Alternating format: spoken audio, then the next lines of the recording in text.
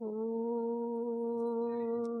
सहना भवतु सहनौ भुनक्तु सह वीर्यङ्करवावहै तेजस्विनावधीतमस्तु मा विद्विषावहै। ॐ शान्ति शान्ति शान्तिः। शङ्करं शङ्कराचार्यं केशवं बादरायणं सूत्रभाष्यकृतौ वन्दे भगवन्तौ पुनः पुनः। ईश्वरो गुरुरात्मेति मूर्तिभेदविभागिने व्योमवद्व्याप्तदेहाय दक्षिणामूर्तये नमः। ॐ पार्थाय प्रतिबोधितां भगवता नारायणेन स्वयं व्यासेन ग्रथितां पुराणमुनिना मध्ये महाभारतम् अद्वैतामृतवर्षिणीं भगवतीम् अष्टादशाध्यायिनीम् अम्ब त्वामनुसन्दधामि भगवद्गीते भवद्वेषिणी। 8वां श्री भगवानुवाच नैव किञ्चित् करोमीति युक्तो मन्येत तत्त्ववित् पश्यन् शृण्वन् स्पृशन् जिघ्रन् अस्मन् गच्छन् स्वपन् श्वसन् प्रलपन् विसृजन् गृह्णन् उन्मिषन् निमिषन्नपि इन्द्रियाणीन्द्रियार्थेषु वर्तन्त इति धारयन् ब्रह्मण्यादाय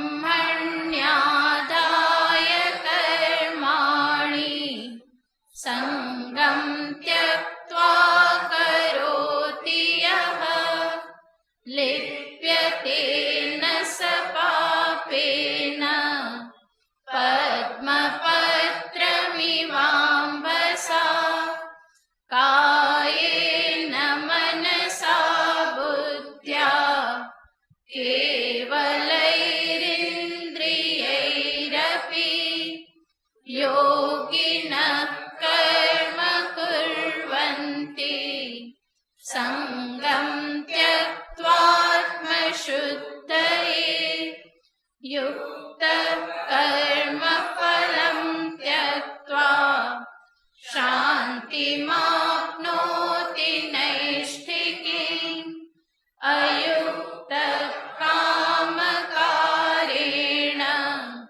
फले सक्तो निबध्यते। ભગવાને જ્ઞાનીના દ્રષ્ટિકોણનું નિરૂપણ કર્યું. ત્યાર પછી કર્મયોગીના સંદર્ભમાં વાત કરી. કર્મયોગી દ્વારા ક્રમે કરીને પ્રાપ્ત થતી પરમ શાંતિ જે છે એનું પણ નિરૂપણ કર્યું. યુક્ત એવો કર્મયોગી અને અયુક્ત એવો કામી એ બંનેની વચ્ચે જે ભેદ છે એમને પ્રાપ્ત થતા જે ફળ છે એનો ભેદ એને પણ ભગવાને દર્શાવ્યું. તો આ રીતે કર્મયોગીના સંદર્ભમાં ભગવાન વાત કરી રહેલા હતા. બ્રહ્મણ્યાદાય કર્માણિ સંગમ ત્યક્ત્વા કરોતિ યહ કાયેન મનસા બુદ્ધ્યા કેવલૈરિન્દ્રિયૈરપી યોગિનઃ કર્મ કુર્વન્તિ. આત્મશુદ્ધિને અર્થે યોગી કર્મયોગી કર્મ કરે છે.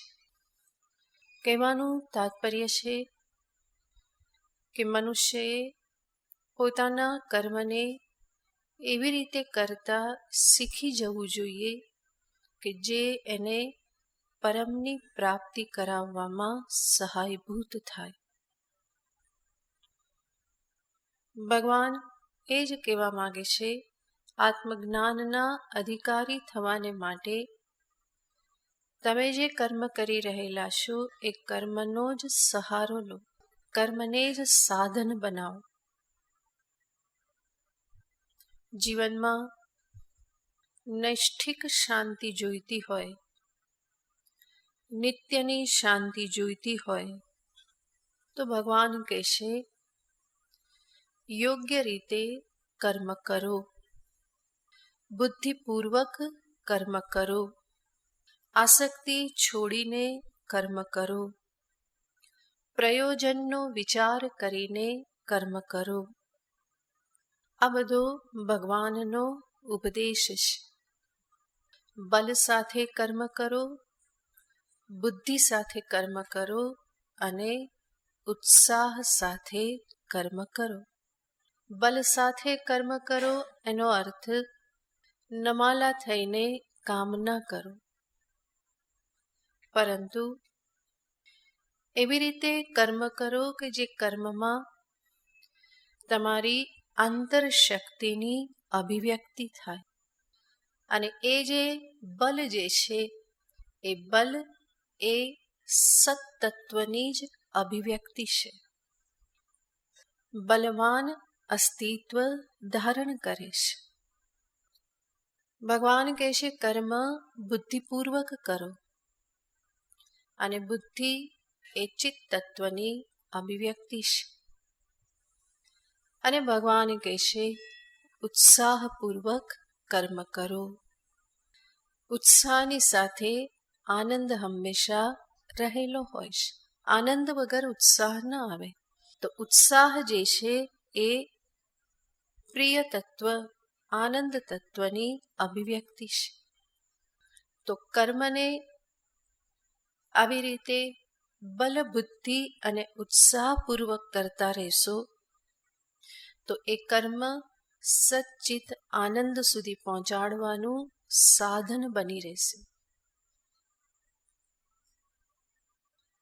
અને એનાથી વિપરીત રીતે કરશો તો એ સંસાર બંધનને દ્રઢ કરનારું બની રહેશે. તો હું જે કંઈ પણ કરું છું એ સચ્ચિદાનંદ પ્રભુને પામવા માટે સાધન બની રહે એનો વિચાર એક મનુષ્ય તરીકે જીવનમાં હંમેશા કરતા રહેવું પડે. અને એવી રીતે વિચાર કરી અને હું આગળ વધું તો જરૂર અંતે અચલ શાંતિને, નૈષ્ઠિક શાંતિને, પરાશાંતિને, નિત્ય શાંતિને હું પ્રાપ્ત કરી શકું. તો કર્મયોગી આવી રીતે ક્રમે કરીને અંતે પરમ શાંતિને પ્રાપ્ત કરે છે. આટલું નિરૂપણ કર્યા પછી હવે ભગવાન ફરી જ્ઞાન પ્રકરણ પર આવી જાય છે અને એનું નિરૂપણ કરતા આગળના શ્લોકમાં કહે છે સર્વ કર્માણિ મનસા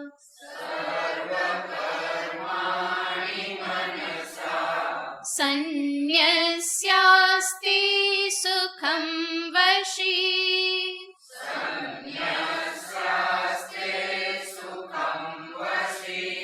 નવત્વારે પુરે દેહી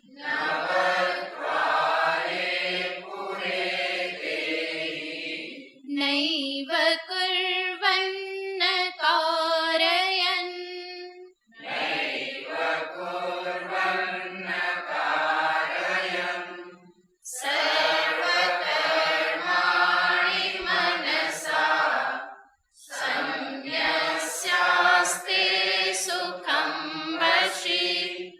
नवद्वारे पुरे देहि नैव कुर्वन्न कारयन्. કર્મયોગી સાધકની પ્રગતિને દર્શાવ્યા પછી ભગવાન ફરી જ્ઞાન પ્રકરણનો પ્રારંભ કરે છે અને જ્યાં જ્ઞાન પ્રકરણ હોય ત્યાં જ્ઞાનીનું નિરૂપણ જરૂર આવે. જ્ઞાન જ્ઞાનીથી અભિન્ન હોય છે, તો જ્ઞાનનું નિરૂપણ જ્ઞાનીના નિરૂપણ થકી કરવામાં આવતું હોય છે.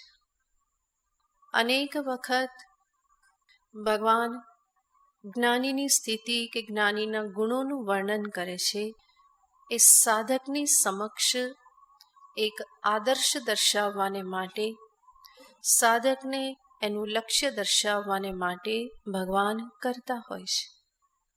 અને જ્ઞાનના સંદર્ભમાં જોઈએ તો જ્ઞાનનું નિરૂપણ ભગવાન જ્ઞાનીને માધ્યમ બનાવીને કરતા હોય છે અને અનેક વખત જ્ઞાનીનું નિરૂપણ જ્ઞાનને માધ્યમ બનાવીને પણ કરતા હોય છે. તો જ્ઞાનનું નિરૂપણ જ્ઞાની થકી, જ્ઞાનીનું નિરૂપણ જ્ઞાન થકી, આવી રીતે જુદા જુદા દ્રષ્ટિકોણથી ભગવાન કૃષ્ણ નિરૂપણ કરતા હોય છે. અહીંયા પણ જ્યાં નિરૂપણ ભગવાન પ્રારંભ કરે છે તો શરૂઆતમાં જ્ઞાનીને દર્શાવી અને જ્ઞાનને દર્શાવે છે. આગળના મંત્રોમાં જ્ઞાનનું સ્વરૂપ માત્ર દર્શાવે છે. તો જુદી જુદી રીતે ભગવાન આ જ્ઞાનનું નિરૂપણ કરે છે. ભગવાન આ શ્લોકમાં જ્ઞાનીને દર્શાવતા કહેશે, સર્વ કર્માણિ મનસા સંન્યસ્ય સુખમ આસ્તે. કોણ? વશી. વશી યાને જેણે પોતાના કાર્યકરણ સંઘાતને વશ કરેલ છે એવા મહાપુરુષ આ નવદ્વાર રૂપી નગરીમાં સુખપૂર્વક વાસ કરે છે. કેવી રીતે? સર્વ કર્માણી મનસા સંન્યસ્ય. સર્વ કર્મને મનથી ત્યાગી દઈને નૈવ કુર્વન્ન કારયન. કંઈ જ નહીં કરીને, કંઈ જ નહીં કરાવીને સુખમ આસ્તે સુખપૂર્વક રહે છે. તો ભગવાન અજ્ઞાનીનું નિરૂપણ કરે છે અને એના થકી જ્ઞાનને જ દર્શાવે છે. સર્વપ્રથમ કહેશે સર્વ કર્માણી સંન્યસ્ય. સર્વ કર્મને ત્યાગીને. સર્વ કર્મ ત્યાગીને, સંન્યસ્ય યાને ત્યાગીને. કયા કર્મને છોડીને? ભગવાને આગળ જ જ્ઞાનીના કર્મ દર્શાવેલા હતા. પશ્યન શૃણવન સ્પૃશન જિગ્રન અસનન ગચ્છન સ્વપન શ્વસન પ્રલપન વિસૃજન ગૃહ્ણન ઉન્મિશન નિમિષન્નપી.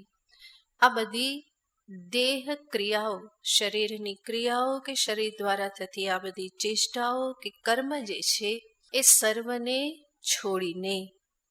એટલું જ નહીં, કેવલ આ શરીર દ્વારા થતી આ બધી ચેષ્ટાઓ કે ક્રિયાઓને જ નહીં, પરંતુ એ સિવાય લોક દ્રષ્ટિથી થતા લોકહિતના કાર્ય પણ જ્ઞાની છોડી દેશે.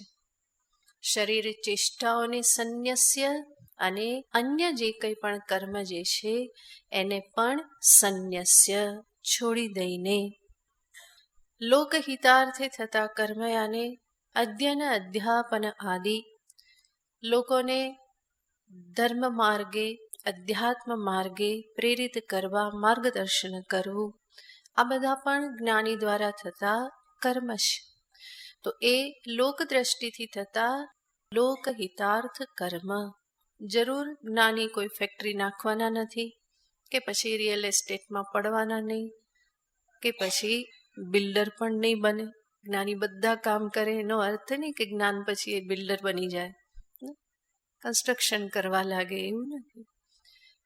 એના કાર્ય યાને લોકહિતાર્થી થતા કર્મ, હમણાં જે કહ્યું એમ અધ્યયન, અધ્યાપન, પથદર્શન, માર્ગદર્શન, આ બધા એના દ્વારા થતા કર્મ છે. કે અમુક અંશે જે કંઈ પણ સામાજિક કાર્ય પણ થતા હોય તો એ બધા પણ જે પણ કર્મ મહાપુરુષ જે કરે છે એના દેહ દ્વારા જે થાય છે, અથવા એના દેહ દ્વારા થતા કર્મ કે જેના સંદર્ભમાં જ્ઞાનીને લાગે છે કે આ અજ્ઞાનીને લાગે છે કે આ જ્ઞાની કર્મ કરે છે, તો એવા સર્વ કર્મ સંન્યસ્ય યાને છોડીને.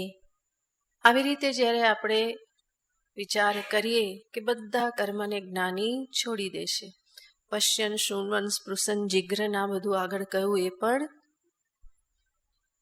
જોતો નથી, બોલતો નથી, ખાતો નથી, પીતો નથી, આ બધા કર્મોને છોડીને તો પછી જીવે કેવી રીતે? માટે ભગવાન કહેશે સર્વ કર્માણી મનસા સંન્યસ્ય. કેવી રીતે છોડે છે? મનથી. મનથી છોડે છે એનો અર્થ વિવેક બુદ્ધ્યા, વિવેક બુદ્ધિથી, જ્ઞાન દ્રષ્ટિથી. બાહ્ય રીતે છોડતો નથી. એના શરીર દ્વારા પણ જોવા, ચાલવા, બેસવા, ખાવા, પીવાનું કાર્ય થાય જ છે. અધ્યયન, અધ્યાપન આદિ પણ થાય છે. તો જે પણ કર્મ થાય છે એને કોઈ બાહ્ય રીતે, સ્થૂળ રીતે છોડી દેવાની વાત ભગવાન કરતા નથી. પરંતુ એના કર્મ કેવી રીતે છૂટે છે? જ્ઞાન દ્રષ્ટિથી છૂટે છે. આત્મ સ્વરૂપની દ્રષ્ટિથી, પારમાર્થિક દ્રષ્ટિથી એના કર્મને એ છોડે છે. કઈ રીતે? કર્મણી અકર્મ દર્શનેન. ભગવાન ચોથા અધ્યાયમાં કહી ગયેલા છે, કર્મણ્ય કર્મય પશ્યેત અકર્મણિ ચ કર્મય સબુદ્ધિમાન મનુષ્યેષુ સંયુક્ત સકૃત્સ્ન કર્મકૃત. ચોથા અધ્યાયમાં જે દ્રષ્ટિનું ભગવાને નિરૂપણ કરેલું હતું એ દ્રષ્ટિનો આશ્રય લઈ અને મહાપુરુષ જે છે એ પોતાને કર્તા રૂપે સમજતા નથી. સર્વ કર્મ થવા છતાં પણ એ જાણે છે આત્મ સ્વરૂપે અહમ અકર્તા અકર્મા. મારું કોઈ કર્તૃત્વ નથી, મારું કોઈ કર્મ નથી. આ આત્મ સ્વરૂપની દ્રષ્ટિથી મહાપુરુષ જાણે કે સર્વ કર્મનો સંન્યાસ કરી દે છે. આવી રીતે સર્વ કર્માણી મનસા સંન્યસ્ય. ભગવાન કહેશે નૈવ કુર્વન્ન કારયન સુખમ આસ્તે. એ સુખપૂર્વક રહે છે. સુખપૂર્વક રહેશે યાને ક્યાં રહે છે? ભગવાન કહેશે નવદ્વારે પુરે દેહી. દેહી જ્ઞાનીને જ અહીંયા દેહી કહે છે. દેહી નવદ્વારે પુરે, નવ દ્વારવાળી નગરીમાં, પૂરમાં. અને નવદ્વારવાળી, નવ દરવાજાવાળી જે નગરી જે છે કઈ છે? તો કે આ શરીર જે છે એ જ નવદ્વારવાળી પુરી છે, નગરી છે. નવદ્વાર મુખ પરના 7 દ્વાર, બે નાક, બે કાન, બે નાસિકા અને મુખ, અને નીચેના જે ઉત્સર્ગ ક્રિયાના જે 2 દ્વાર, છિદ્ર. તો આને લઈ અને કહેવામાં આવે છે કે આ શરીર જે છે કેવું છે? નવદ્વારવાળી આ નગરી છે.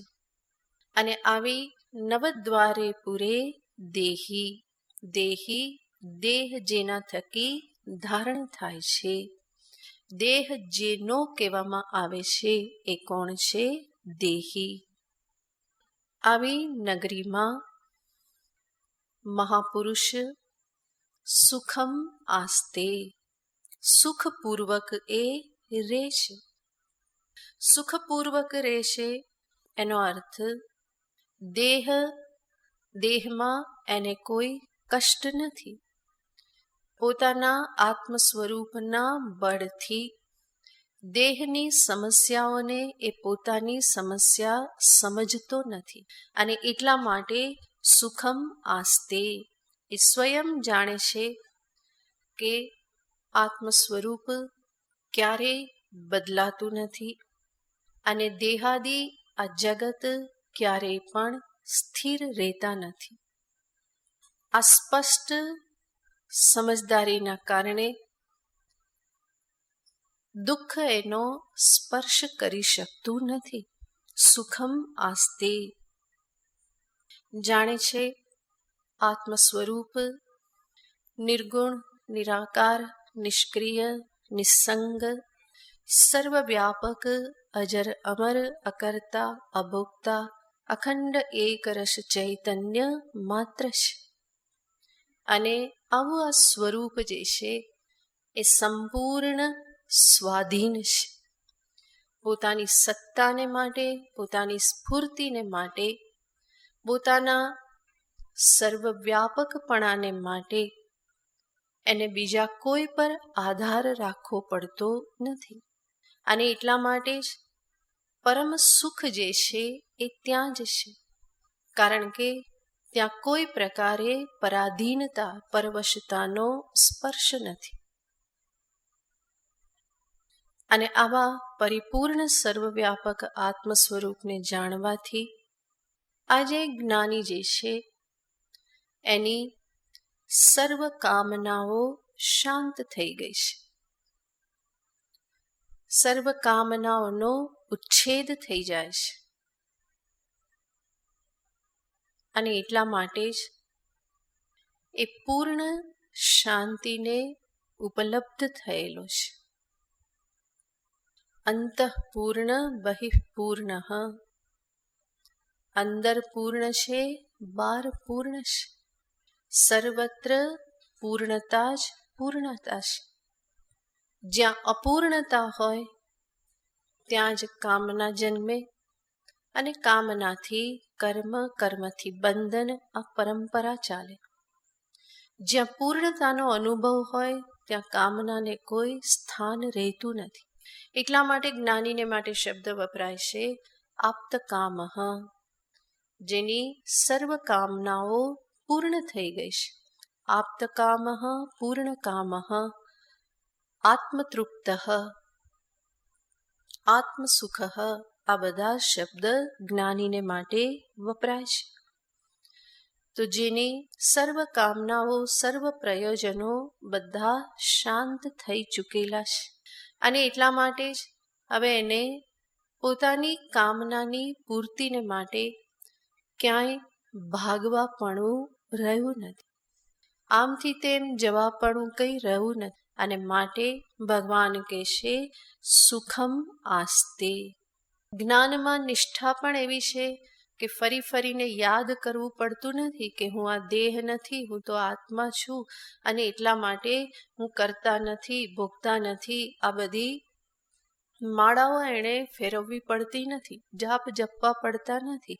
જ્ઞાનમાં સહજ રીતે એ નિષ્ઠ છે. અને એટલા માટે જ કોઈ પણ આયાસ વગર ભગવાન કહેશે સુખમ આસ્તે. એને જ ભજનમાં કહેવામાં આવે, મેં તો રમતા જોગી, રમતા જોગી, રમતા જોગી રામ, મેરા દુનિયા સે ક્યા કામ, મેં તો રમતા જોગી રામ. તો એ રમતો જોગી છે. રમતો જોગી આને અસંગ છે, નિષ્કામ છે, કોઈ પરવા નથી, કોઈથી પરાધીન બનવાનું નથી. તો આવી આ સ્થિતિ હોવાના કારણે ભગવાન કહેશે સુખમ આસ્તે. પણ આ સુખ સુધી પહોંચવાને માટે મુખ્ય વસ્તુ છે વશી. કોણ આ પ્રમાણે સુખપૂર્વક રહી શકે છે? તો ભગવાન કહેશે વશી. વશી આને જેણે પોતાના શરીર, ઇન્દ્રિય, મન, બુદ્ધિને, આ સમસ્ત કાર્યકરણ સંઘાતને જેણે પોતાના વશમાં કરેલો છે. યાને સંયમને જીવનમાં સ્થાન આપી અને જેણે સહજતામાં સ્થિતિ પ્રાપ્ત કરેલી છે. સંયમના પ્રયત્ન વગર સહજતાનું સૌંદર્ય પ્રગટ થતું નથી. કોઈ પણ સહજ સ્થિતિની પાછળ સંયમ રહેલો હોય અને સાથે સાથે અભ્યાસ રહેલો હોય. જ્ઞાનીનો આ અભ્યાસ છે, સંયમ રાખવાનો અભ્યાસ. અને એ અભ્યાસના પરિણામે સંયમ જ સહજ બની રહેશે. અને એ સહજતામાં જ્ઞાની અપૂર્ણતાનો, શાંતિનો અનુભવ કરે છે. તો સર્વપ્રથમ મહત્વનું છે વશિત્વ. ઉચ્છૃંખલ વ્યક્તિ ક્યારેય પણ શાંતિને પામે નહીં. પરમ શાંતિ પામવાનું સાધન કેવળ જ્ઞાન છે, અને જ્ઞાન ઉચ્છૃંખલને પ્રાપ્ત થઈ શકતું નથી. એટલા માટે જ ઉચ્છૃંખલતામાંથી સંયમમાં આવવું પડે, અને સંયમ થકી સહજતામાં જઈ શકાય. તો જ્ઞાની આ રીતે પોતાના કાર્યકરણ સંઘાતને સંયમ અભ્યાસ દ્વારા એણે વશમાં કરેલ છે. માટે ભગવાને એના માટે શબ્દ વાપર્યો વશી. સાધક અવસ્થામાં સંયમનો આધાર લઈ, વૈરાગ્યનો આધાર લઈ પોતાના કાર્યકરણ સંઘાતને વશમાં રાખે છે. અને જ્ઞાન થયા પછી જગતનું મિથ્યાત્વનું નિત્યનું સ્મરણ જે છે, એના થકી એ હંમેશા વશી બની રહેશે. સાધક અવસ્થામાં સંયમ અને વૈરાગ્યનો આશ્રય લઈ અને એ પોતાના વશિત્વને જાળવી રાખે છે, બનાવી રાખવાનો પ્રયત્ન કરે છે. સાધક અવસ્થામાં કરેલો આ અભ્યાસ જ્ઞાનોત્તર કાલમાં સહાયભૂત થાય છે. અને જ્ઞાન જે છે બ્રહ્મ સત્યમ જગન મિથ્યા, તો જગતના નિરંતર મિથ્યાત્વના દર્શન થતા રહેવાથી, મિથ્યાત્વનું સ્મરણ થતી રહેતું હોવાથી ઇન્દ્રિય, મન, બુદ્ધિ ચંચળ બનતા નથી. વિષય તરફ ભાગવા માટે કોઈ પ્રયોજન દેખાતું નથી. તો નિરંતર મિથ્યાત્વ દર્શનના કારણે એ સહજ રીતે વશી બની રહેશે.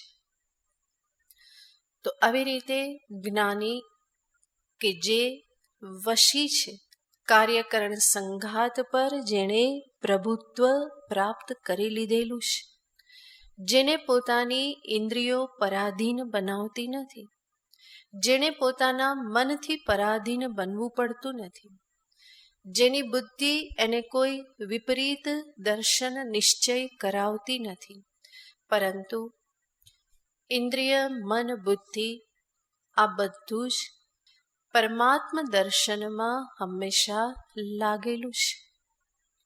સર્વત્ર એ જ દર્શન છે. સર્વમ ખલવિદમ બ્રહ્મ. જે કંઈ પણ છે પરમાત્મા છે, પ્રભુ છે. મારું જ પોતાનું સ્વરૂપ છે, મારો જ આત્મવિલાસ છે. આવી રીતની દ્રઢ સમજદારીના કારણે એના માટે સંયમ કરવામાં કે વશમાં બધું રાખવામાં કોઈ પ્રયત્ન શેષ રહેતો નથી. સહજ રીતે એ વશી બની રહેશે. તો ભગવાન કહેશે કે આવો વશી જ્ઞાની સર્વકર્માણિ મનસા સંન્યસ્ય સુખમ આસ્તે. સુખપૂર્વક આ દેહમાં રહેશે. કેવી રીતે? નૈવ કુર્વન ન કારયન. કંઈ ન કરીને અને કંઈ ન કરાવીને. કર્તૃત્વ પણ નહીં, કાર્યતૃત્વ પણ નથી, બંનેનો અભાવ. આમ પણ આપણે વ્યવહારમાં જોઈએ તો આપણને સુખનો અનુભવ ક્યારે થાય કે જ્યારે કામ બધું પૂરું થઈ જાય, કંઈ કરવાનું ના રહે, ત્યારે હાશ કરીને બેસીએ. તો બધું કામ પૂરું થઈ જાય ત્યારે શું થાય? હાશકારો થાય, સુખ થાય. પણ એ સુખ કેટલી વાર ટકે? કહેવામાં આવે કે ના, તમારે તો બેઠા જ રહેવા, કંઈ નહીં કરવાનું. તો એ કંઈ નહીં કરવાનું કેવું થઈ જાય છે? આકરું થઈ જાય છે. કારણ કે ત્યાં આત્મ સ્વરૂપને લઈને સુખ નથી. એ તો અનાત્માની થોડી વારની નિષ્ક્રિયતાના કારણે સુખ લાગે છે. પણ જ્ઞાની સુખમ આસ્તે, સુખપૂર્વક રહેશે હંમેશા. શા માટે? આત્મ સ્વરૂપ દ્રષ્ટિથી નૈવ કુર્વન ન કારયન. ક્યારે પોતાને કંઈક કરતો હોય એવું અભિમાન કરતો નથી, બીજા પાસે કરાવતો હોય એવું પણ અભિમાન કરતો નથી. તો કર્તૃત્વના સંદર્ભમાં ક્યારેય પણ અભિમાનને સ્પર્શ થતો નથી. જાણે છે અહમ અકર્તા અભોક્તા, અહમ અકારયિતા. તો આ બધી સમજદારીના કારણે સુખમ આસ્તે નવદ્વારે પૂરે દેહી. નવદ્વાર રૂપી આ નવદ્વારવાળી આ નગરીમાં આપણે સામાન્ય રૂપે જોઈએ, નગરી અને નગરીમાં રહેનારો, આ બંને જુદા હોય કે એક જ હોય? જુદા હોય ને, પાક્કું ને? તો આ દેહ જે છે એ શું છે? નગરી છે. એમાં રહેનારો હું એનાથી જુદો કે જ? એનાથી જુદો. તો નગરીથી નગરવાસી એ હંમેશા જુદો હોય.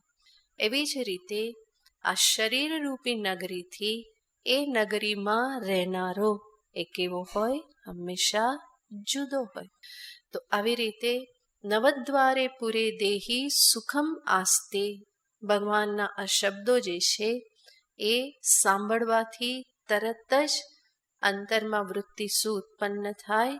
દેહમાં રહેનારો દેહી એ દેહથી કેવો છે? અલગ છે. તો ભગવાને જ્ઞાનીનું નિરૂપણ કરતા કહ્યું, નવદ્વારે પૂરે દેહી સુખમ આસ્તે.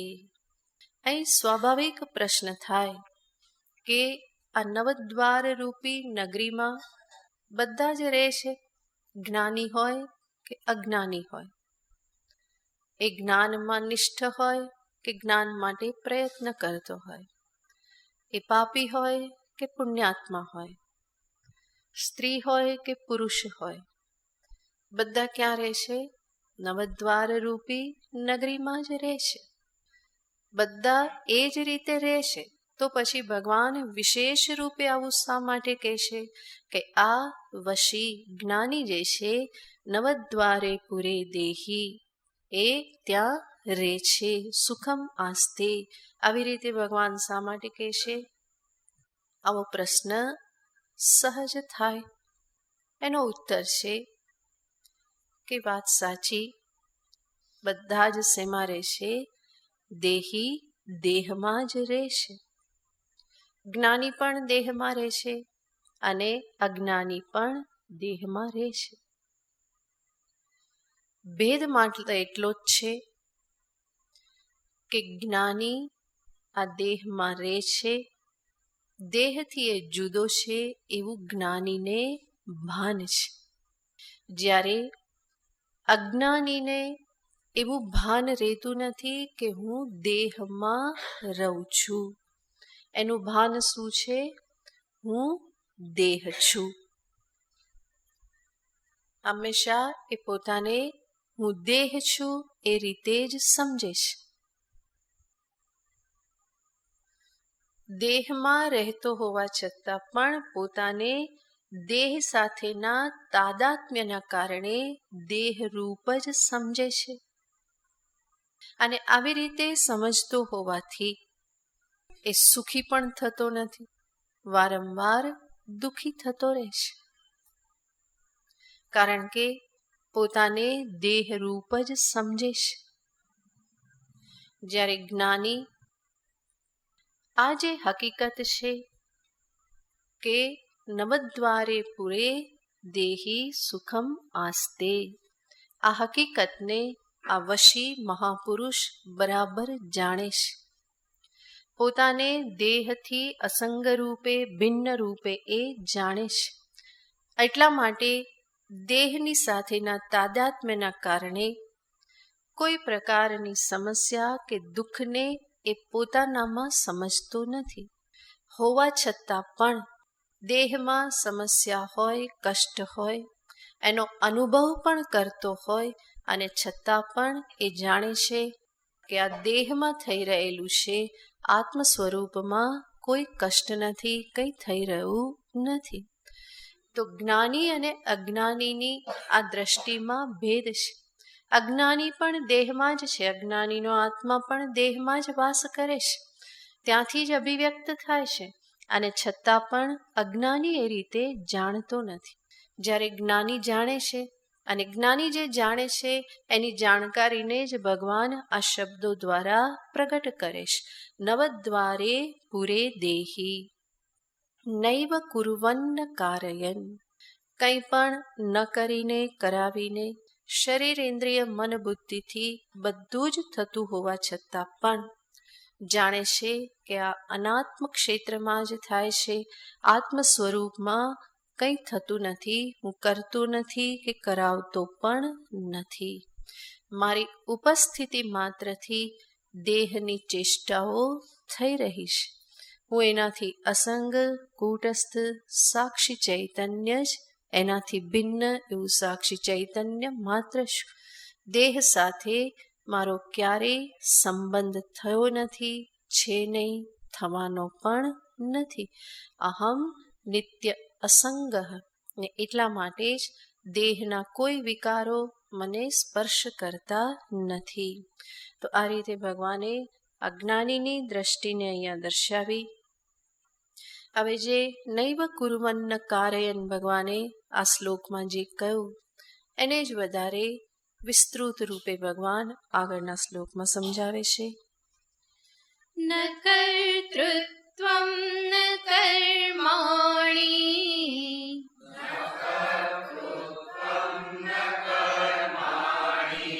લોકસ્ય સૃજતિ પ્રભુઃ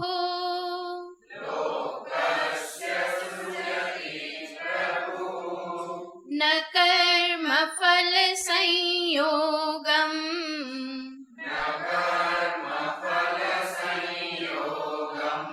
સ્વભાવસ્તુ પ્રવર્તતે.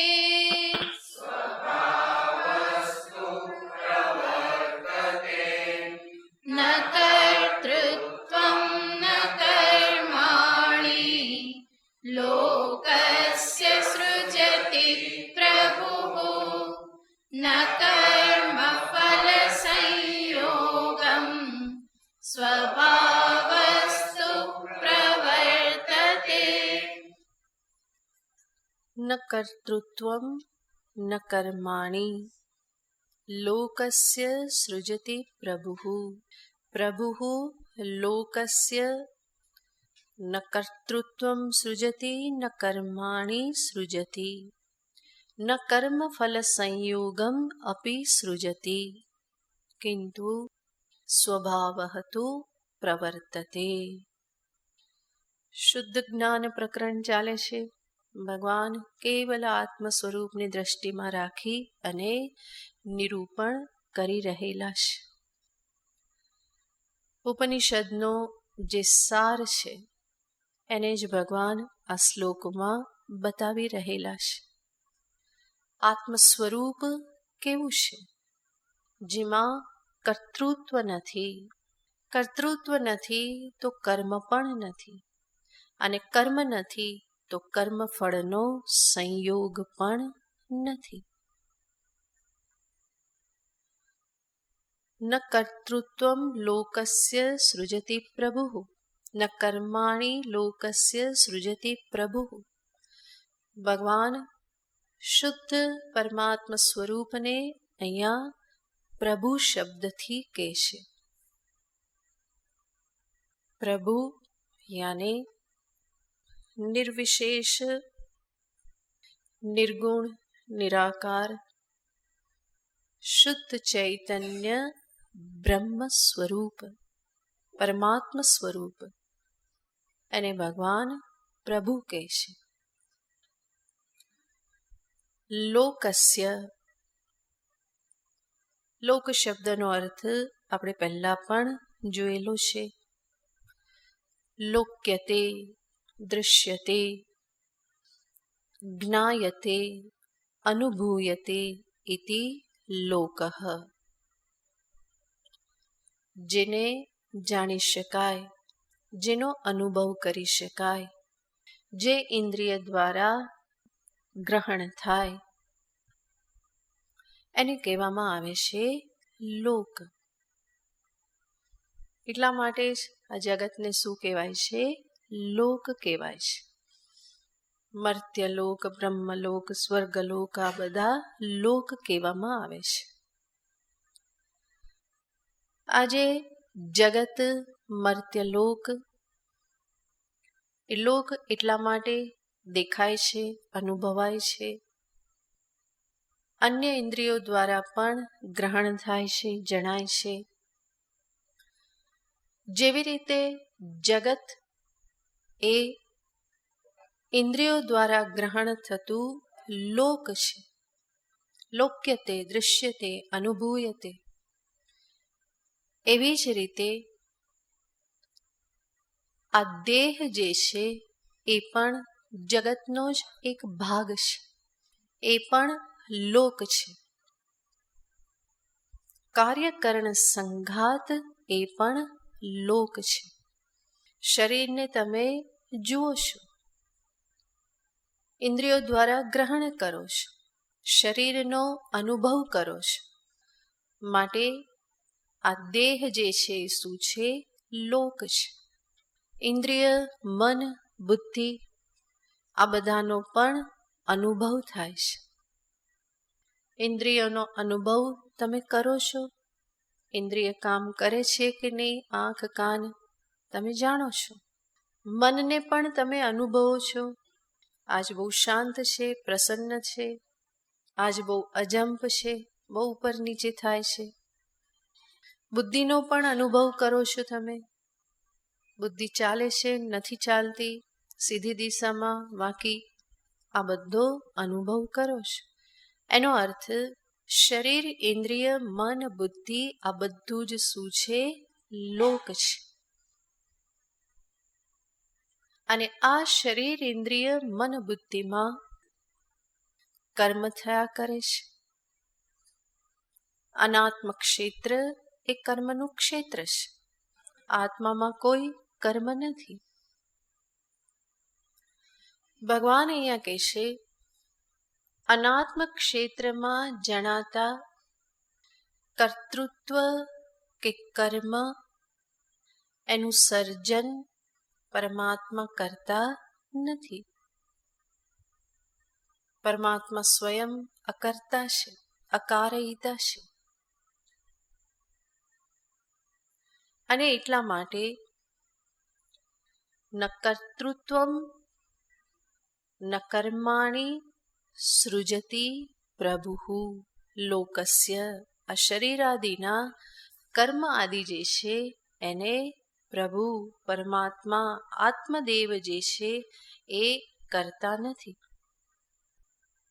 પ્રભુ શબ્દનો અર્થ ઈશ્વર લઈએ તો પણ છે, પણ અહીંયા શુદ્ધ જ્ઞાનનું પ્રકરણ ચાલી રહ્યું છે એટલા માટે તત્વદ્રષ્ટિથી જ વિચાર કરવામાં આવે છે. ઈશ્વરને લઈએ તો ઈશ્વર પણ જીવમાં કર્તૃત્વ મૂકતા નથી. ઈશ્વર જીવમાં કર્મનું સર્જન નથી કરતા. પરમાત્મા તો અકર્તા છે જ. અને એટલા માટે જ ન કર્તૃત્વમ ન કર્માણી પ્રભુ સૃજતી. આજે સૃષ્ટિ જે છે એને અનાદિ પરંપરા કહેવામાં આવે છે. કહેવામાં આવે છે ઈશ્વરે સૃષ્ટિનું નિર્માણ કર્યું. એની સાથે કહી દેવામાં આવે છે કે ભગવાને જીવને માટે કર્મ આપ્યા, કર્તૃત્વ આપ્યું. પણ વસ્તુતઃ ઈશ્વર કર્તૃત્વ આપતા નથી. કર્તૃત્વ તો જીવની ભ્રાંતિ જ છે. ભગવાન ભ્રાંતિ શું કરવા આપે? અને કર્તૃત્વ ભ્રાંતિ વગર કર્મ થાય નહીં. કર્મ ન થાય તો કર્મફળ સંયોગ ન થાય. જરૂર સમજાવવાને માટે સૃષ્ટિ પ્રક્રિયા આદિ નિરૂપિત કરવામાં આવે છે. પણ આજે સૃષ્ટિ જે છે એ અનાદિ પરંપરા છે. અને એટલા માટે જે પણ સૃષ્ટિની વાત આપણે કરીએ એ સૃષ્ટિ હંમેશા 2 નંબરની હોય છે. પહેલી સૃષ્ટિની કંઈ ખબર પડતી નથી. જે પણ સૃષ્ટિ આપણે કહીએ એ કેવી સૃષ્ટિ કેવી પડે તો કે બીજી સૃષ્ટિ કેવી પડે, 2 નંબરની. પહેલી સૃષ્ટિ ક્યારેય કહી શકાતી નથી. માનવ ક્યાંથી ઉત્પન્ન થયો તો કે માનવમાંથી. પહેલો માનવ ક્યાંથી આવ્યો? માનવની પહેલી સૃષ્ટિ ખબર નહીં. કર્મ થકી આ જીવ બન્યો. શરીર આદિ કોનું પરિણામ છે? કર્મનું પરિણામ છે. જેવા કર્મ કર્યા એવા આગળ જન્મ મળ્યા, શરીર મળ્યો. તો પહેલા કર્મ કર્યા હતા એ કયા શરીરથી કર્યા હતા? એ શરીર કયા કર્મથી બન્યું હતું? તો સૌથી પહેલું શોધવા જઈએ, સૌથી પહેલું કંઈ મળતું નથી. મરઘીમાંથી ઈંડું કે ઈંડામાંથી મરઘી? શું જવાબ આપશો? મરઘીને સામે રાખશો તો પહેલા ઈંડું જે છે એની કલ્પના કરવી પડશે. અને ઈંડું પહેલા કહેશો તો એની પહેલા કોને વિચાર કરવો પડશે? મરઘીનો વિચાર કરવો પડશે. આ 2 માંથી પહેલું કયું? પહેલું હાથમાં આવતું જ નથી. હંમેશા કયું હાથમાં આવે? બીજું. એટલા માટે જ આ સૃષ્ટિને અનાદિ પરંપરા કહેવાય છે. બીજમાંથી વૃક્ષ કે વૃક્ષમાંથી બીજ?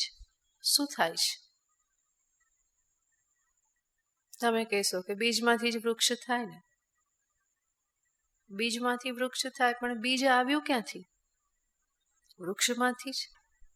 તો પહેલું શું? ખબર નથી. એનો અર્થ પહેલી સૃષ્ટિ જે છે એ હાથમાં આવતી જ નથી. જેનો પણ વિચાર આપણે કરીએ સૃષ્ટિ કેવી હશે, કયા નંબરની? અમે 2 નંબરી જ છે.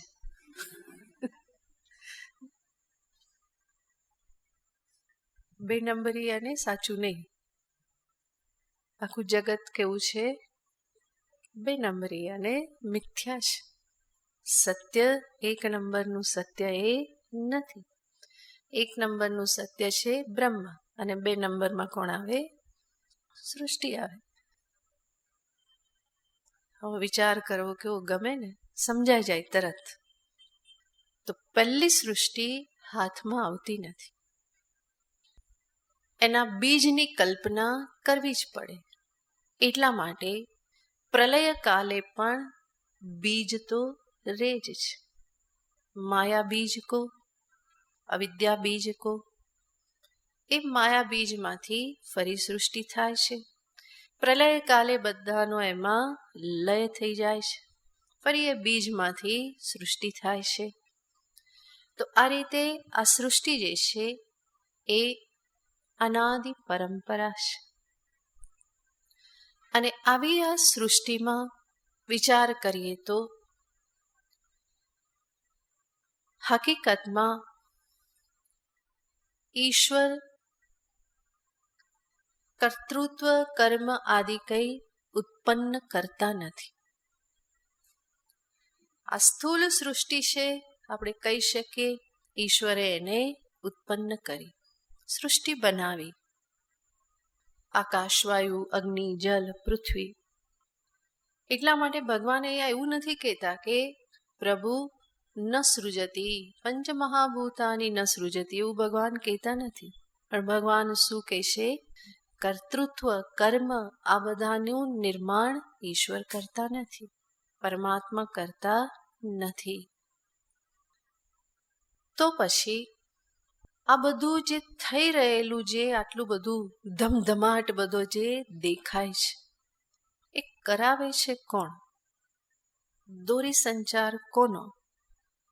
ક્યાં આ બધું થઈ રહેલું છે? આટલા બધા કર્મો, કર્મફળ, કર્તૃત્વ, અભિમાન, આ બધું જ જે છે, આ બધું ક્યાં થઈ રહેલું છે? કોણ પ્રેરક છે? કોણ કરાવી રહેલું છે? જરૂર પ્રારંભિક અવસ્થામાં કહેવાય જ છે, બધું કરનાર કરાવનાર કોણ છે? ઈશ્વર છે. પણ ઈશ્વર પ્રકરણ ચાલતું હોય ત્યારે સૃષ્ટિનું એ રીતે નિરૂપણ થાય. અત્યારે પ્રકરણ ચાલી રહેલું છે શુદ્ધ બ્રહ્મ સ્વરૂપનું, કે જે શુદ્ધ બ્રહ્મ કોઈ કર્મ કર્તૃત્વથી લિપ્ત નથી, સ્વયં કરતું નથી, કરાવતું નથી. તો શુદ્ધ પરમાત્મા તત્વનું નિરૂપણ થાય છે. અને ત્યારે જ્યારે પ્રશ્ન કરવામાં આવે કે આ બધું કેવી રીતે થઈ રહ્યું છે, કોઈ નથી કરતું, કરાવતું, તો પછી થાય છે કેવી રીતે? ભગવાન એનો ઉત્તર આપે છે, સ્વભાવસ્તુ પ્રવર્તતે. સ્વભાવ થકી આ બધું પ્રવૃત્ત થાય છે, સ્વભાવ કરે છે, થાય છે. સ્વભાવ શબ્દનો અર્થ થાય છે પ્રકૃતિ, માયા,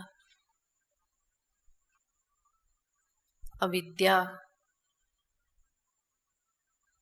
તો સ્વભાવસ્તુ પ્રવર્તતે, પ્રકૃતિના ક્ષેત્રમાં આ બધું થઈ રહેલું છે.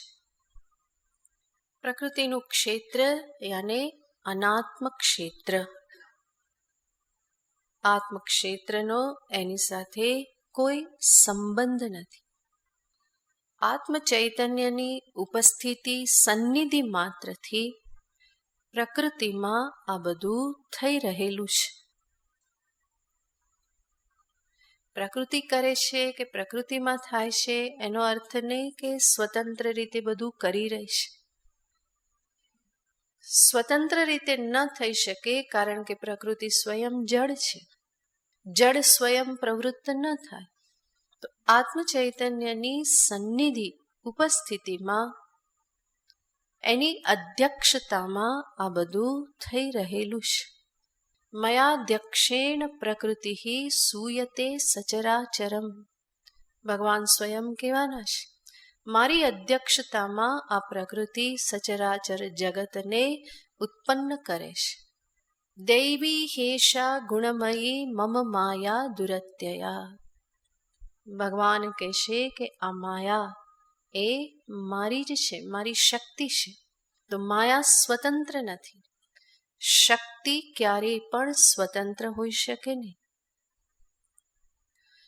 તો પ્રકૃતિ સ્વયં સ્વતંત્ર રહીને બધું કરે છે એવું પણ નથી. પરમાત્મા આત્મા બધું કરાવે છે એવું પણ નથી. પણ પરમાત્માની આત્મ ચૈતન્યની ઉપસ્થિતિમાં પ્રકૃતિમાં બધું થાય છે. એને ભગવાન અહીંયા કહેશે સ્વભાવસ્તુ પ્રવર્તતે. આત્મ ચૈતન્યની ઉપસ્થિતિમાં બધું થાય છે. જેવી રીતે સૂર્યની ઉપસ્થિતિમાં બધા પ્રવૃત્ત થાય છે. સૂર્ય ઉગે અને બધા પ્રવૃત્ત થાય છે. તો કહેવામાં આવે કે સૂર્ય થકી બધું થાય છે, સૂર્ય બધાને પ્રેરિત કરે છે. પણ સૂર્ય કંઈ તમને કહેતો નથી, ચલો હું આવી ગયું, બધા કામે વળગો, ઉઠો, એવું કંઈ કહેતા નથી. ઉપસ્થિતિ માત્રથી થાય છે. એવી જ રીતે આત્મ ચૈતન્યની ઉપસ્થિતિથી સ્વભાવતું પ્રવર્તતે. આવું સાંભળીને ફરી પ્રશ્ન થાય કે આ જગતમાં જે કંઈ પણ સારું ખરાબ સુખ દુઃખ આ જે કંઈ પણ છે એ બધું પ્રકૃતિના કારણે જ છે ને. તો હવે દોષ કોને દેવાનો? પ્રકૃતિને જ. સાચું? કંઈક તો બોલો. બધા આમ સ્થિત આત્મ સ્વરૂપની જેમ હું કંઈ કરું નહીં, કરાવું નહીં, સાંભળવું નહીં, જવાબ આપવું નહીં, એવું સમજવાનું ને કે બધો દોષ કોનો? પ્રકૃતિનો. કારણ કે પ્રકૃતિમાં બધું થાય છે. સ્વભાવસ્તુ પ્રવર્તતે. તો સારા ખરાબ સુખ દુઃખ આ બધા દ્વંદ્વો જે છે એ બધા કોના કારણે? પ્રકૃતિના કારણે. એવું નથી. કારણ કે આજે સૃષ્ટિ જે છે એમાં બે પરંપરા ચાલે છે. એક છે પ્રકૃતિની પરંપરા અને બીજી છે જીવની પરંપરા. પ્રકૃતિની પરંપરા અને આજે એકમાંથી બીજું, બીજામાંથી ત્રીજું આજે પણ ઉત્પન્ન થાય છે બધું. વૃક્ષમાંથી બીજ, બીજમાંથી વૃક્ષ, જે પણ બધું ઉત્પન્ન થાય છે. પંચમહાભૂત, સૂક્ષ્મ પંચમહાભૂત, સ્થૂલ જગત, સૂક્ષ્મ જગત, આ બધામાં એક પરંપરા જ સંકળાયેલી છે. આકાશમાંથી વાયુ, વાયુમાંથી અગ્નિ, અગ્નિમાંથી જલ, જલમાંથી પૃથ્વી, આ પરંપરા છે. અને ફરી પાછું એનાથી ઉલટું ચાલે, ફરી ક્યાં પહોંચે? આકાશ, આકાશમાંથી પરમાત્મા. તો આ રીતે આ એક પરંપરા ચાલે છે. ઉત્પત્તિ સંહાર, ઉત્પત્તિ સંહાર, ઉત્પત્તિ સંહાર, આ એક પરંપરા છે જે ક્યાં ચાલી રહી છે? પ્રકૃતિમાં. અને આ જે પ્રકૃતિમાં જે કંઈ પણ થઈ રહ્યું છે એ સારું છે, ખરાબ છે, આ પરંપરા કોણ ચલાવે છે? જીવ ચલાવે છે. આ સારું છે, આ ખરાબ છે, આના કારણે સુખ છે, આના કારણે દુઃખ છે. આ સુખ દુઃખની પરંપરા પણ કોણ ચલાવે છે? જીવ ચલાવે છે. ભગવાને કોઈ સારું ખરાબ એવી કોઈ સૃષ્ટિ નથી કરી. ભગવાનની દ્રષ્ટિએ સૃષ્ટિ કેવી છે? સૃષ્ટિ છે. સારી ખરાબ એવા સિક્કા તો જીવ મારે છે. પ્રકૃતિના ક્ષેત્રમાં બધું થઈ રહેલું છે, સારું ખરાબ એ જીવ કહે છે. બાકી જે કંઈ પણ થઈ રહેલું છે એ થઈ રહ્યું માત્ર છે. એમાં સારું આ ખરાબ એવા કોઈ સિક્કા નથી. આ સુખદ છે, આ દુઃખદ છે, આ ગમે છે, આ નથી ગમતું, આ કામનું છે, આ નકામું છે, આ બધી પરંપરા કોણ નક્કી કરે છે? જીવની છે. આ કામનું છે માટે સારું છે, સારું છે માટે સુખદ છે, સુખદ છે માટે મને જોઈએ છે, મને ગમે છે. આ પણ એક પરંપરા થઈ. આ પરંપરા કોની છે? જીવે ચલાવેલી પરંપરા છે. એ પરંપરાનો આદિ ગુરુ કોણ છે? જીવ છે ને. ત્યાંથી એનો આરંભ થાય છે. હવે અહીંયા જોઈએ પ્રકૃતિની જે પરંપરા જે ચાલી રહેલી છે આ સૃષ્ટિમાં, એમાં સ્વરૂપતઃ કોઈ સમસ્યા નથી. પરંતુ જીવની પરંપરા જે ચાલી રહી છે, એ જે પરંપરા ચલાવે છે, એ ક્યારેય સમસ્યાથી મુક્ત નથી હોતી. સમસ્યાઓનું, દુઃખનું સર્જન કોણ કરે છે? જીવ કરે છે. સિક્કાઓ મારી મારીને, આ સારું ખરાબ, મારા જ રાગ દ્વેષના આધારે હું આ સિક્કા મારું. અને જ્યાં સિક્કા મારવામાં આવે તો બે વિભાગ તો થવાના જ છે. એક વિભાગ સુખદ લાગે, બીજો દુઃખદ લાગે. એકની સાથે રહેવાની ઈચ્છા થાય, એકથી ભાગવાની ઈચ્છા થાય. અને બુદ્ધિની બલિહારી એવી છે કે એ તરત જ જજમેન્ટ આપી દેશે. કોઈ પણ વ્યક્તિના સંદર્ભમાં, કાર્યના સંદર્ભમાં, વસ્તુઓના સંદર્ભમાં તરત જ શું આપી દે? જજમેન્ટ, નિર્ણય આપી દે. આ સારું છે, આ ખરાબ છે. કોઈ વ્યક્તિને મળ્યા, બે ચાર વાતો કરીને છૂટા પડ્યા અને તરત શું કહીએ? બહુ સરસ માણસ છે, સાવ નક્કામાં છે, કંઈ લેવા દેવા નહીં. અને છતાં પણ સારા કહેવાથી કંઈ લાભ નથી, નકામા કહેવાથી પણ કંઈ લાભ નથી. સારા કહેવામાં કંઈ નુકસાન નહીં, નકામા કહેવામાં કંઈ નુકસાન નથી. પણ બુદ્ધિને આદત પડી. શું આદત પડી? જજમેન્ટ આપવું. એટલા માટે બધા જ જજ છે. દરેક જીવ કેવા છે? જજ છે. હાઈકોર્ટ, સુપ્રીમ કોર્ટ, એ તો બધું પાછળ રહી જાય.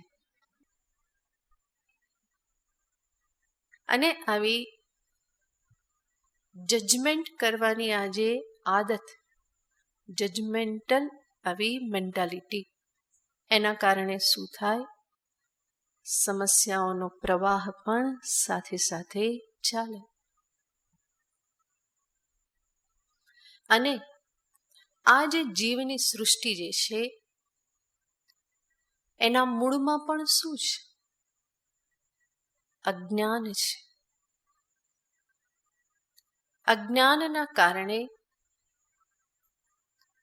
આ રીતે જીવ આવી સૃષ્ટિ કરતો રહેશે.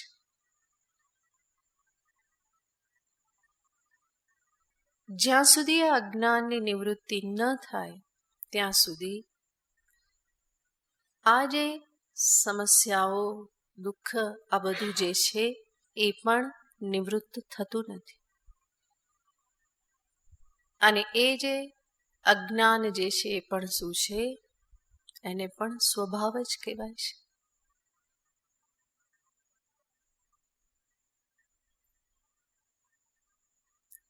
એ પણ પ્રકૃતિ જ છે.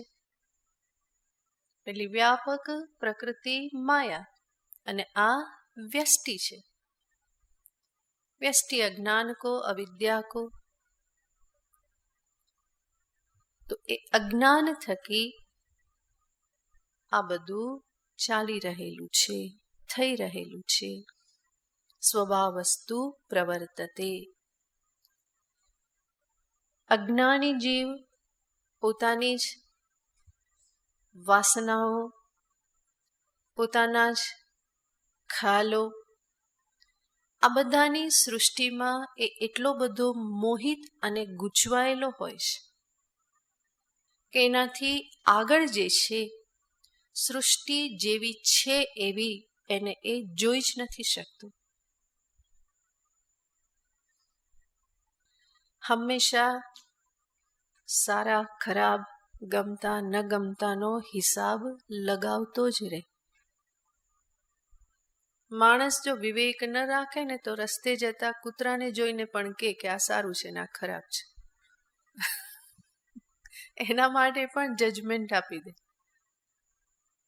પેલું વિચારો એની સામે ભસ્યું પણ નથી, એને ક્યાંય આડું પણ નથી આવ્યું, એની સામે નજર ઉઠાવીને જોયું પણ નથી, બલકી એ આવ્યો તો એના માટે રસ્તો કરી આપ્યો, અને છતાં પણ કંઈક ને કંઈક કોમેન્ટ કરી દે. આદત પડી, સ્વભાવ. આ સ્વભાવ પડી ગયો, અને સ્વભાવના મૂળમાં પણ સ્વભાવ છે કે જે શું છે? અજ્ઞાન છે. જ્ઞાની જે છે એણે જ્ઞાન થકી આ જીવ પરંપરાને સમાપ્ત કરી દીધી છે. બરાબર સમજો. એક પ્રકૃતિની પરંપરા, આકાશ, વાયુ, અગ્નિ, જલ, પૃથ્વી, એમાંથી ઉત્પન્ન થતું જગત, એ સૃષ્ટિ અને પ્રલય આ એક પરંપરા છે જગતની. જ્ઞાની એને અટકાવતો નથી, એને અટકાવવાની જરૂર પણ નથી. પણ એ કોને સમાપ્ત કરી દેશે? જીવની જે પરંપરા, અજ્ઞાન થકી જે કંઈ પણ પરંપરા ચાલતી હતી, એ પરંપરાને એ જ્ઞાન થકી સમાપ્ત કરી દેશે. અને દુઃખ, સમસ્યા, આ બધું કઈ પરંપરામાં છે? જીવની પરંપરા. એને જ સમાપ્ત કરી દેશે. માટે જ્ઞાનીના જીવનમાં કોઈ દુઃખ, સમસ્યાઓ રહેતા નથી. એ જાણે છે કે આ બધું મન થકી થાય છે, અને મનને એણે ઉજાગર કરી દીધેલું છે. મનની કલ્પનાઓથી એ મુક્ત છે. એટલા માટે આ જ જગતમાં હોવા છતાં અજ્ઞાનીની સાથે સાથે જ સેમ જગતમાં હોવા છતાં પણ અજ્ઞાનીને આ જગતમાં દુઃખનો પાર દેખાતો નથી, અને જ્ઞાનીને આ જગતમાં દુઃખનો એક તાર પણ સંભળાતો નથી, જણાતો નથી.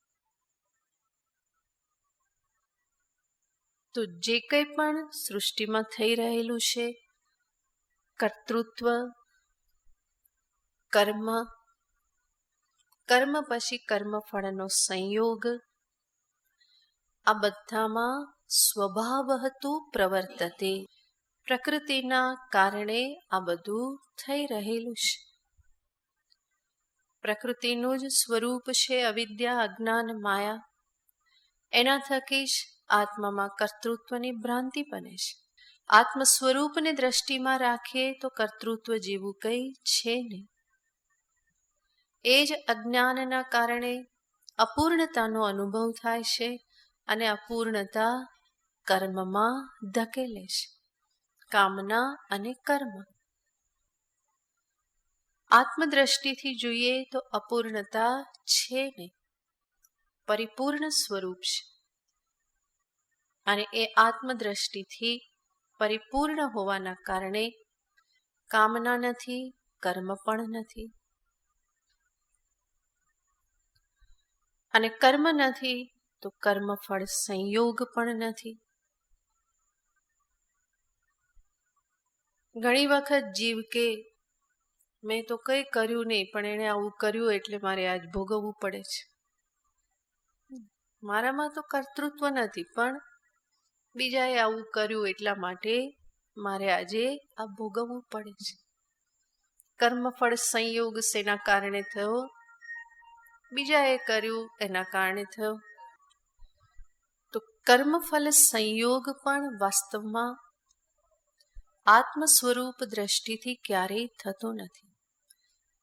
જીવના પોતાના કર્મ કહો કે બીજાના કર્મ થકી થયું, બીજાના કર્મ થકી ફલ સંયોગ થયો, એવું કેવું? એ તો મહામૂર્ખામી છે.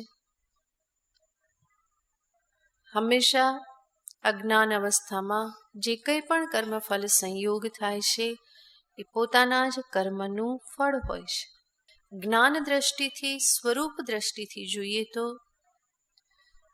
કર્મ, કર્મફળ સંયોગ જેવું આત્મ સ્વરૂપમાં કંઈ જ નથી. અનાત્મા કર્મ કરે છે, અનાત્મા કર્મફળથી સંલગ્ન થાય છે. દેહ, ઇન્દ્રિય, મન, બુદ્ધિ કર્મફળને ભોગવે છે, સુખાનુભવ કરે છે અને દુઃખાનુભવ પણ કરે છે. ક્યાં? દેહમાં કષ્ટ થાય, મનમાં કષ્ટ થાય, ઇન્દ્રિયોમાં કષ્ટ થાય. દેહમાં સુખ થાય, ઇન્દ્રિયમાં સુખ થાય, મનમાં સુખ થાય. આત્મ સ્વરૂપમાં શું થાય? સુખ થાય કે દુઃખ થાય? અને કર્મફળ એટલે શું છે? સુખ કે દુઃખ જ છે, ત્રીજું કોઈ કર્મફળ નથી. કર્મફળ સ્વરૂપે કાં તો સુખ મળે કાં દુઃખ મળે, ત્રીજું કોઈ કર્મફળ નથી. તો સુખ દુઃખ જે પણ છે એનો અનુભવ એને જ ભોગ કહેવામાં આવે છે. સુખનો ભોગ યાને સુખનો અનુભવ, દુઃખનો ભોગ યાને દુઃખનો અનુભવ. તો એ જે સુખ દુઃખ જે છે એનો ભોગ શરીર, ઇન્દ્રિય, મન, બુદ્ધિમાં થાય છે. આત્મ સ્વરૂપ કોઈ સુખ દુઃખનો ભોગ કરતો નથી. આ સુખ દુઃખ અંતઃકરણની વૃત્તિ રૂપ છે. સુખાકાર વૃત્તિ, દુઃખાકાર વૃત્તિ ત્યાં સુધી જ રહેશે જ્યારે આત્મ સ્વરૂપ આ વૃત્તિઓનું પણ સાક્ષી છે, અધિષ્ઠાન છે. અને અધ્યસ્થમાં જે પણ હોય એ અધિષ્ઠાનને ક્યારેય પણ સ્પર્શ કરતું નથી. માટે ન કર્મ ફલ સંયોગમ, કર્મફળ સાથે આત્માનો ક્યારેય પણ સંયોગ થતો નથી. કર્તૃત્વ અભિમાન નથી, કર્મ નથી અને કર્મફળ સંયોગ પણ નથી. આ હકીકતને મહાપુરુષ જાણે છે અને એટલા માટે સુખમ આસ્તે, સુખપૂર્વક રહેશે. નૈવ કુર્વન્ન કારયન, દેહ દ્વારા કર્મો થતા આપણને જણાય જ્ઞાનીના દેહ થકી, અને છતાં પણ જ્ઞાની દ્રષ્ટિથી તો શું છે? નૈવ કુર્વન્ન કારયન અહમ સુખમ આસ્તે. તો ભગવાને શુદ્ધ આત્મ સ્વરૂપનું નિરૂપણ કર્યું. આગળ પણ હજુ ભગવાન જ્ઞાન અજ્ઞાનને દર્શાવવાના છે, જેને પછી જોઈશું. ઓમ પૂર્ણમદઃ પૂર્ણમિદં પૂર્ણાત પૂર્ણમુદચ્યતે પૂર્ણસ્ય પૂર્ણમાદાય પૂર્ણમેવાવશિષ્યતે. ઓમ શાંતિ શાંતિ શાંતિ. હરિ ઓમ શ્રી ગુરુભ્યો નમઃ. હરિ ઓમ.